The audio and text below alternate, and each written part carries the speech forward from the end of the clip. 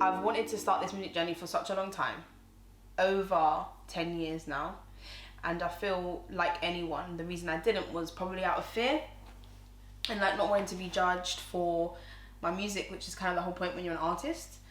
When I used to live in South Norwood, when I was about 16, I wrote a song, my first ever song. I even went to the studio and recorded it, and I guess I got one little piece of criticism about it, and I was just like, right, clearly this is not for me. I was right, I knew it all along, and I just kind of put that song to the back, and I was like, let's just forget about it. So that's like 11 years ago. I will sing you that song, by the way. You can put a little snip in it, or maybe not.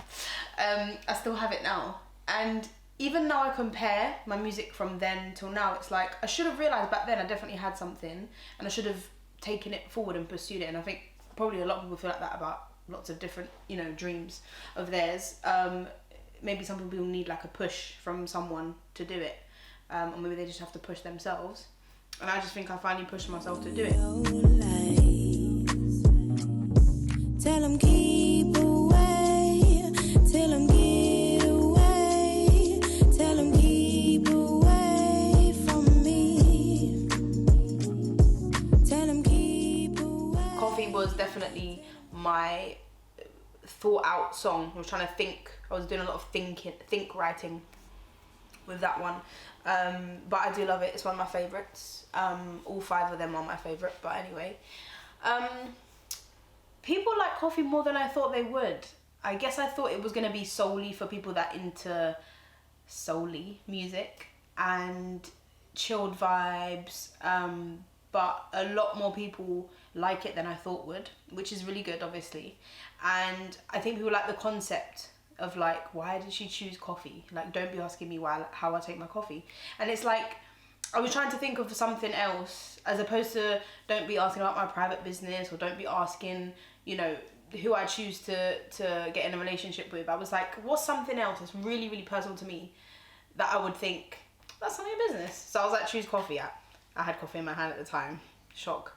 So it worked like that. And the song was me basically trying to work on my songwriting skills, because I began to overthink it a lot and worry that the structure of my songs was a bit all over the place, which it still is now. Working hard on myself, I don't need nobody else. Get away, get away, get away, get a. Working hard on my dream, I don't need you to intervene. Get away, get away, get away. I have definitely been influenced by Amy Winehouse. More just her raw love for music. If you watch some of the footage about her, you can see that she just wants to do this because she loves it. Like, and then obviously everything else comes after that for her, which she didn't anticipate. But I would say definitely her raw love for music reminds me that I need to enjoy this from start to finish. So that's a big thing to me.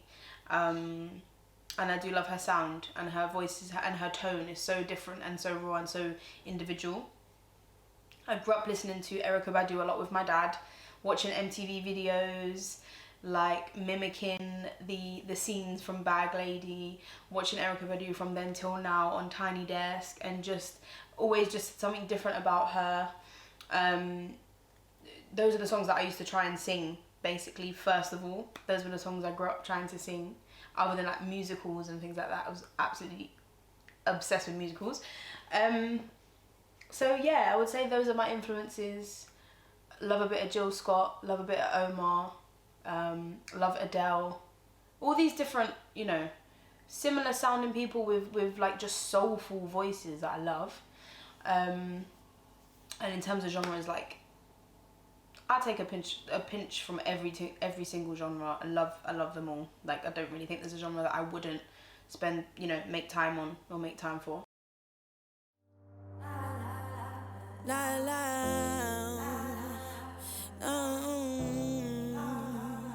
yeah. With this song, I was like, I actually for once want to take a concept and make a song Whereas normally they just come to me and the concept's already kind of in my head. So I was like, actually pick a concept and then write a song around the concept. And yeah, this one, I was trying to basically imagine a conversation with my younger brother and kind of, I guess, work out what I would say to him in this situation. So obviously I'm like, that's why the darling is in there, like, stay home, darling. Yes, I'm saying stay home. Yes, I'm agreeing with what they're saying. But on the other hand, do we even know what's going on? So it's like, I was trying to give, and which I tried to do with my younger brother all the time, is just be like, remember there's two sides to every story, without getting into anything too much right now. But so yeah, that was what that song was about. And then I just tried to have fun with it. I did a video.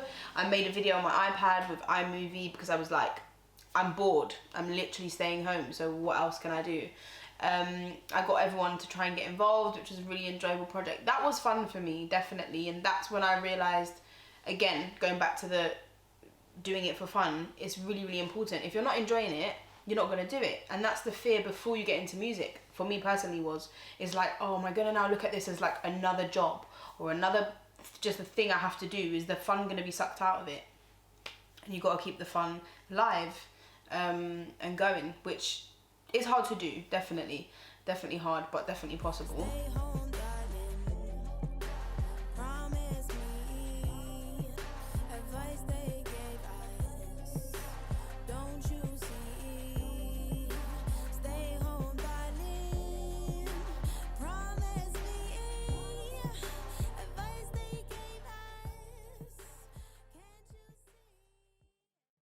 So Daphne is my middle name, and Daphne is the name of my grandmother on my dad's side. So my grandma Daphne is like, she's like my best friend, honestly. I ain't got no other friends, so she's my best friend, that's it. A 95-year-old Jamaican woman called Daphne.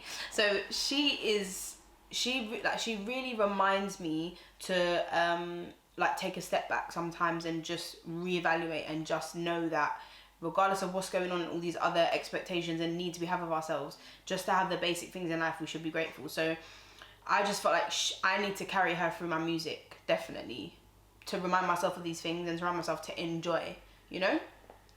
So I was like, okay, Daphne. Don't want to come out as just Daphne. No, I'm going to get all the Scooby-Doo jokes, you know, whatever. So I was like, okay, don't want like Lady Daphne, Queen Daphne, no, because, you know, these names are all kind of already out there, they're all kind of taken. And I was like, I need something that's gonna sound, that's just gonna roll off the tongue. So I was actually talking to my dad about it, and I said to him, you know, like, I want to incorporate my middle name, blah, blah, blah. And he's like, yeah, what could you do? What could you do?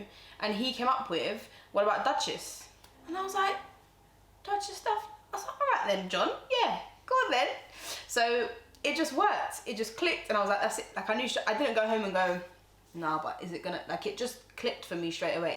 Everyone uses the word queen now, don't they? Like, yes, queen, all my queens, you're a queen. And I love that, I do. I think personally, if my name was like Queen Daphne, I would feel it's quite generic. I wouldn't feel it's quite personal to me.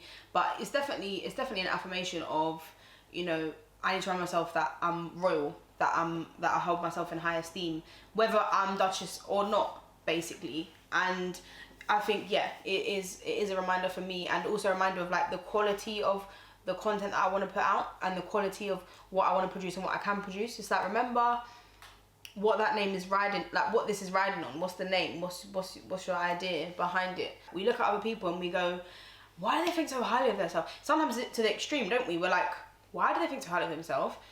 And then when you actually deep it, the difference between the person that thinks so highly of themselves and the person that doesn't, it's not their pay, it's not their position in life, it's not their family, it's not their possessions, it's not their culture, it's their mindset.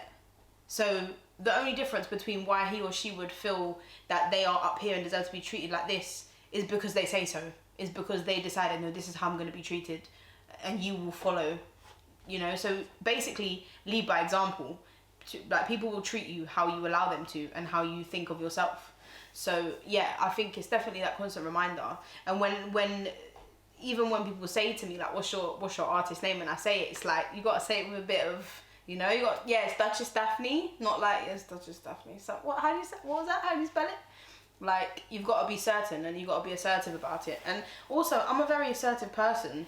Like, Jess is very assertive most times, not in winter, but we're working on that. And so I feel Duchess has got to come 10 times harder in assertiveness and assurity and confidence than Jess does. That is a real job and a half, you know. But it's possible. We're working on it.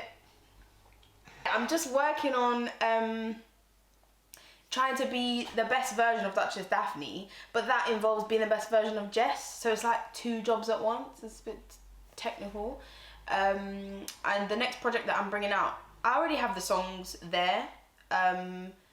It's just I need to work out how I'm piecing it all together, and I want to get some different sounds on it, and I want to work, like I said, with some different people who are also trying to come up at the moment, you know. Like, there's no point me going, oh, I only work with people that have already made it, or I only want to work with, because that is not how I'm gonna get the best experience and have the most creative sessions. And I want to have organic sessions, sit down with musicians and producers and other artists and make music. I don't want you to send me a file that I open and listen to in my headphones and go, oh yeah, when I'm at home I'll do some vocals on that and then I'll send it over to you. Yeah, it was fun working with you.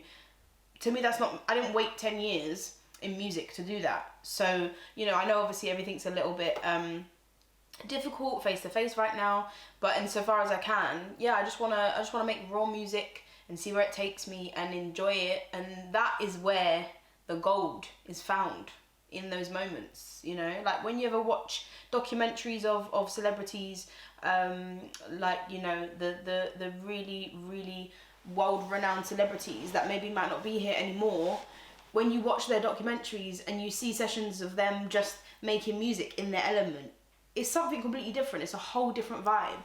And I just want to recreate that, and I don't really care how long it takes me, but I just want to have that moment. I want to have them moments that they're having, so I can go, oh, this is the level of enjoyability I need to have at all times, and I will take nothing less. And then, you know, everything else comes after that. Basically.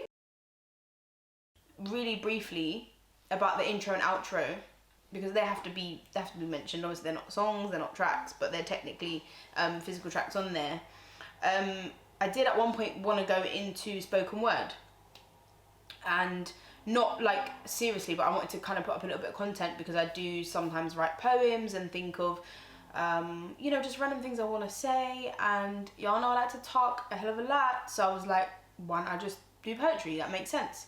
And then I was like, oh, the singing thing, I quite like that, so I was like, maybe not do spoken word. But the idea of, like, firstly and lastly is just kind of giving people an overall idea of where my mind was at when I recorded this, because I think sometimes everybody wants to show you the good result of what's happening and all the highlights and all the best bits, but it's like, that's just not realistic.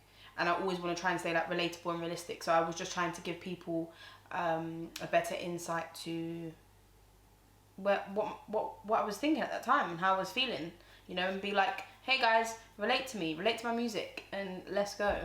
And I think a lot of people have appreciated that.